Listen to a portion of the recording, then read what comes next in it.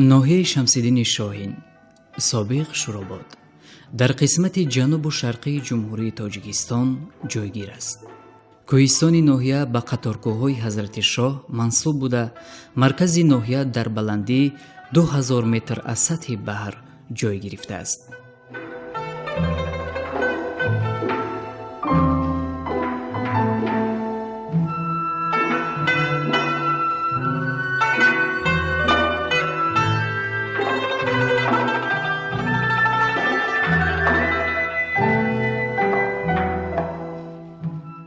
اقلیم ناحیه یک رنگ نیست. در موضع تیرای گرمی معتدل و در موضع‌های دشت جم و سرچشمه اقلیم سوبتروپیکی یعنی اقلیم خشک حکم فرماست. در موضع تیرای زمستان سرد بوده، بارشات نسبت به دیگر نواحی منطقه کلاب زیادتر است. مردم مهنتکش این ناحیه از حساب باغداری و زراعتکاری و دیگر نعمت‌های عطانموده طبیعت زندگیشان را پیش میبرند. در این مکان درختان سیبوناک از همه بیش پرورش کرده می شود و این هم یک وسیله روزگذرانی مردم ده به حساب می رود. مرادمت عبدالرحمانов سالیان زیاد است که به پرورش درختان سیب مشغول است و از این حساب زندگی خود را پیش می برد. در همین 2.5 گکتار زمین ما غله کوریدیم. غله این سال حاصل غله نظر به سالهای پیشین خیلی خوب شد.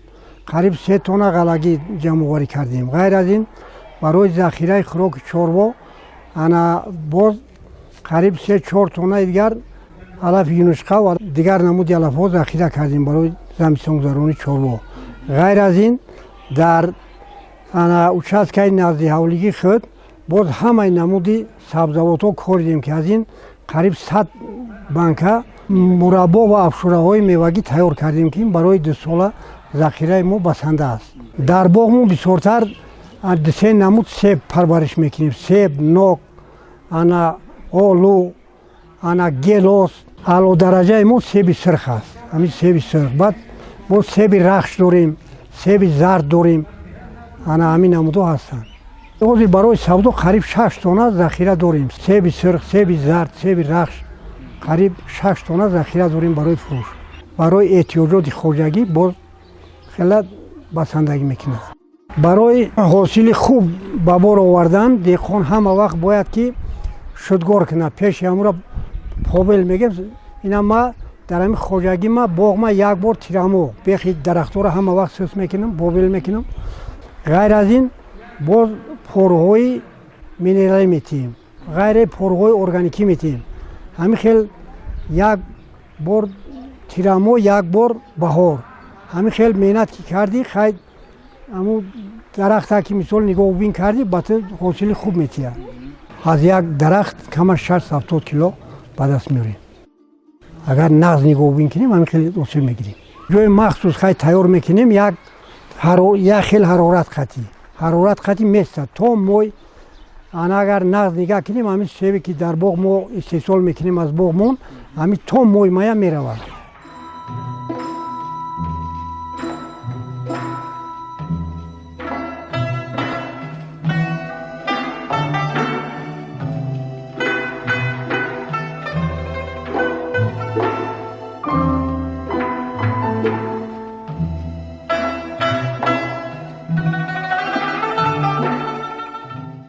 طبیعتی که ما را نصیب گشته است، جهت وسعت بخشیدن به ساحه باغداری یکی از رشته‌های سردرآمد جمهوری تاجیکستان به شمار می رود.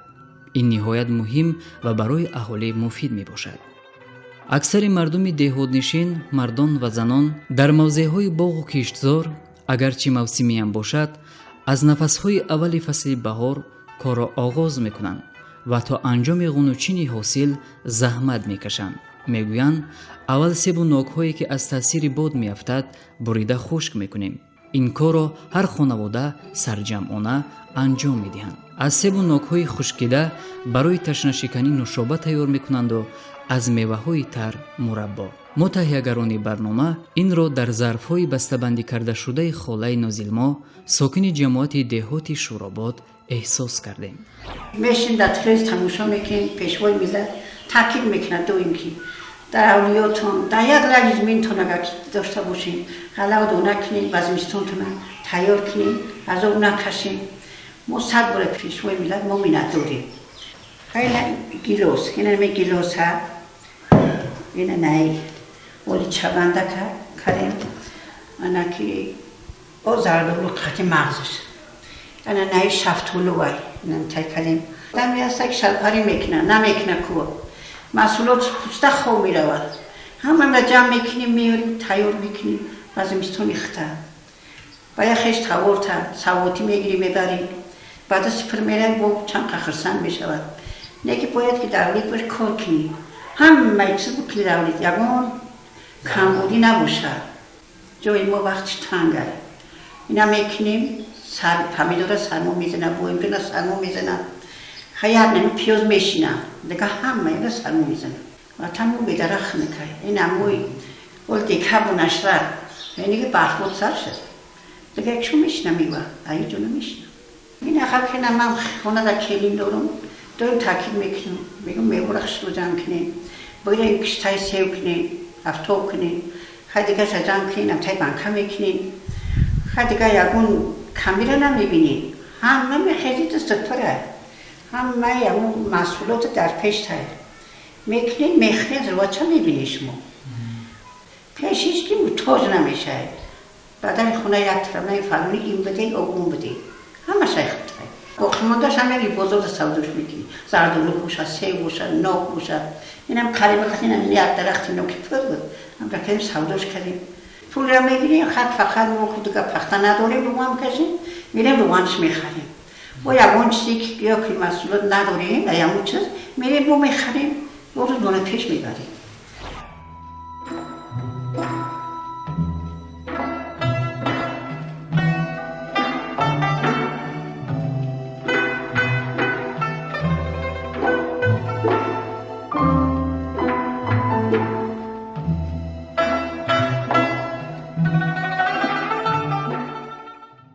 ба гуфти сокинони деҳ ҳосили имсола назар ба соли гузашта як маротиба зиёдтар аст.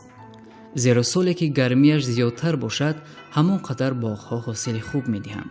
мардаки мо як мадаки хизматгор буд коркун буд анакдами боғро бисёр аваз бисёр шақ аваз дошта ха дар вақташ нана пирараби савхоз буд ха мо омадем ҳаме дарахчи дарон навобода اونجا اول بجا بودیم زندگی میکردیم در نواباد یگان سیو نبود مردم که ما رفت سیو و سیوشون سیو را میچین با هم سویا تقسیم میکرد انا بعد از سری همون مردم سیوشونی را سر کرد انا خیستیم با کچیدیم با ایجا آمدیم با می سیو باق کرد همه یمون سروی چکن می اومدن تماشا میکنن یک های نسل رو یک سیوت فسونه یک باقش رو داریم میگن مینت میکنی ایرا سس میکنی او میدی رنگ فرزند خودت کلونش میکنی انا بعدی سیو میده خاک پرتاش نمیشه و قاق میشه و میره خاک وزیره دختم دمی زمین کار میکنم این همی سری میخیدم هم مرا میگم خیلی نبگیرین شما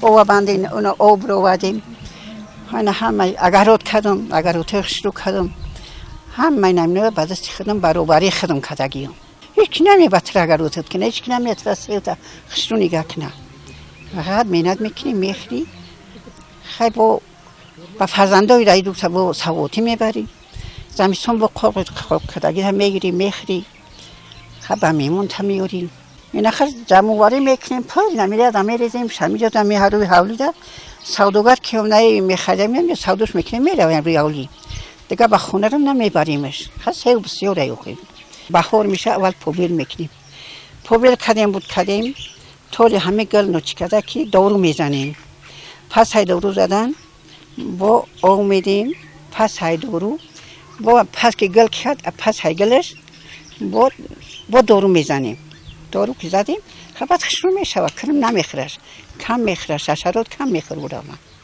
خبت میچینیم ذخیره میکنیم که در یک خونه سلقی میبریم میمونیم خوب چده میمونیم او را نگاه میکنیم که تا تاویستان سیو ما میستود تا تاویستان ما خشرو نگاه میکردیم سیوه خیلی اوزیده ده کلی پیرشدگی هم دیگه قوتم نمیرسه خیلی بچه رو میگم خیلی بچه هم میکنه بغیر سیب و میوگیمون بو میکنیم، غله و دونه میکنیم، گندم میکنیم، نخود میکنیم، نس میکنیم. همه حولی خدمون. همه برف با همه برفی است که برف در شوخ درخت که بینیم میگوی تماما دیگه سیب نمیگیره، میگوی سرماش است. انا که بخور شد رنگ گل و خشرو میشک فقط برگ مرگش خشرو میشک. شکرانه استقلالیت هم میکنیم، شکرانه خود دولت آباد هم میکنیم. پروردگار دعای عثمان صاف باشه و بی‌غبار باشه و یگان کمی و گرمی را نبینیم.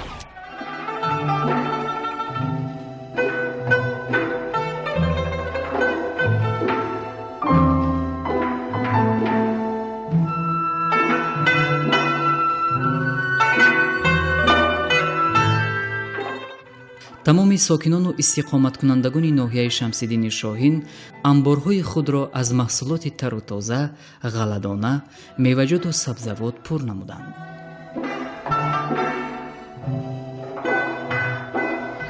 ҳеҷ кас мисол пешоян ча намедонад ки мисол аз оянда чӣ хел сол меявад, хушксолӣ меяд ё ки мешавад намешавад. барои ҳамин ҳар як шахс, ҳар як хоҷагидор захира дошта бошад.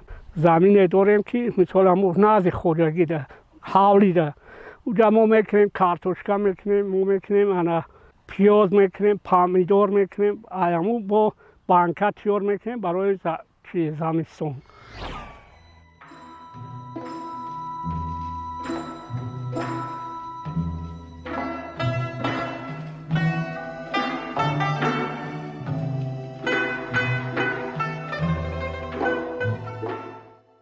моҳи октябр ва ноябр дар ноҳияи Шамсиддини Шоҳин мавсими ҷамъоварии ҳосил мебошад. қисми зиёди меваҳои себро аҳли заҳмати ноҳия барои фурӯш ва боқимондаашро барои захираи фасли зимистони худашон нигоҳ медоранд. ҳаётбӣ Ашурова, ки солиёни дароз аст, дар ин ноҳияи Баландкӯҳ иқомат мекунад, зимни суҳбат иброз дошт ки ҳангоми бунёди манзили истиқоматиаш бо ҳамроҳии шавҳараш бо оби кашида дар замини назди ҳавлигии худ боғи себу нок бунёд карданд. барои бунёди чунин як боғи пур аз ҳосил заҳмати зиёд мебояд. ҳар ниҳоле ки деҳқон бо умеди сабзеш ба замин мешинонад, ба муҳаббати мо инсонҳо эҳтиёҷ дорад. мебояд решаи ӯро нарм кард, шохчаву навдаҳои беҳосилро тоза кард, об бояд дод, аз ҳар гуна ҳашаротҳо ҳифз бояд сохт. бо иҷрои чунин амалҳо ту метавонӣ соҳиби чунин боғи сермева шавӣ, мегӯяд холаи ҳаётбӣ. نه درخت‌ها را قدیم مردک نشاندیم، رفتم با سطیل ایر سو آوردم ایر رولی به خوشون در ریختم خیلی کتشتم همه چیز شوندیم، اولیچه بندک، اولیچه تشک، سیب سرخ زرد گیلاس های زردالو های نیوش از دالو نیوش نیوای غلطیدگی را جمعواری میکنم، خودم بخته کشته میکنم، در روی نمی قاق میکنم، دو تقاق در گرفتم، این اول بار نوجه قاق کاری زدم. در اساس دستورش فروشوی پیشوی مزار ملت جناب ولی محترم امام علی رحمون برای ذخیره ساله‌ای خوراک و اینچنین جمع‌آوری میوه و حاصلات ساکنان جمع دیدیو چروباد در میدان 743 هکتار باغی که در حدود جمع دیدیو چروباد موجود است امروز باغ جمع‌آوری حاصل پورا ادامه داشته. البته در انبارخانه و سردخانه‌ای که در خود جمع جایگیر هستند مردم ذخیره می‌دارند و اینچنین محصولات زیتون رو به بازار برآورده هستند.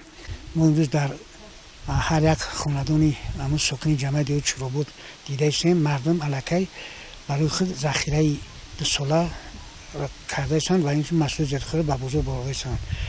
اینچنین ذخیره میوه در هر یک خوجگی دهقانی که در حدود جمع دیدیو 541 خوجگی دهقانی میباشد و اینچنین نتا خوجگی جمعی در هر یک خاندان از 5 تا 10 تن میوه‌جات الکی ذخیره کرده است. حسابات‌های عمری که ما گذراندیم هم گروه کاری الکی در جمع دیدیو چروباد زیاده از 60,000 دانه بنکه بسته‌بندی کرده شده برای زمستان ذخیره کرده است. اینچنین ما 30 تن میوه خشک از حساب میوه زردالو و سیب الکی خشکانیده هستند مردم ذخیره کرده است. اون هم میتونه که هم استعمال کنند و باقی مانده شد به بازاری استعمالی برآورند.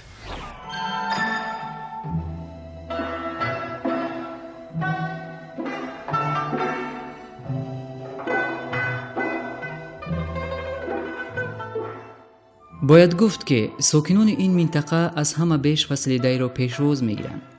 фасли зимистон дар кӯҳистон мушкилоти худро дорад. мардум бештар вақти худро дар хонаҳои худ ва ба кори банд мекунанд. ҳамиш камат ки сер боша, сорхону сер пир боша, ҳама чиз мешава. суруда мешава, рақса мешава, бозия мешава, ҳама чиз. хирсандиву туи марака мешава. сад боша ҳама пишти наминони серию пирию ҳами хирсанди аямуай. ҳар сола мефем да 15 қопчаи 100 бор шигрона имсол хай гирифт 40-50 қопчаи.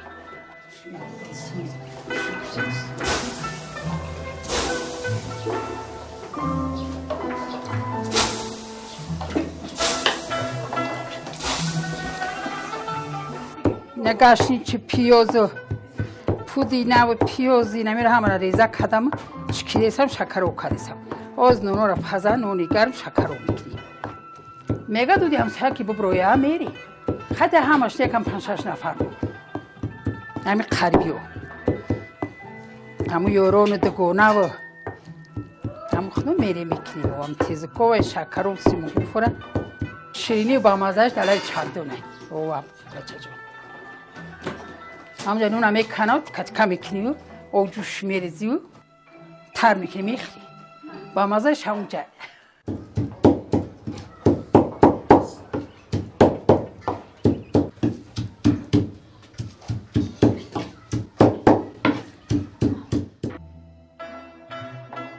خدا رحمتی پدرم بسیار مسافری خوب بود. وقتی که مادرم نونپزی میگرفت میگفت می اومد میگفت که کمپیر یک تیزکا اون کن. بعد تیزکا میکردیم اینا پری میخورد رحمتی بگید اخترام گیریس بگید صدقه بگونم صدقه هم سویوم نه تیزکا باید پری میخورد اینا بچه جون اینا که ترجی تیزکا اینا پریه اینا پری تر میکنی اینا ها بگیریم بخوریم خوش شما بینی آدم بگیرین ای تیزکوی مو ای مینا توی چیکاگی مو بی شگرونه 100 بار اینه اردوی تلکاگی ما دیدی خیلی دیگه 100 بار شل انبار داری په گندمی با بسیار با مزه تیز نمیکنیم میکنیم بکنیم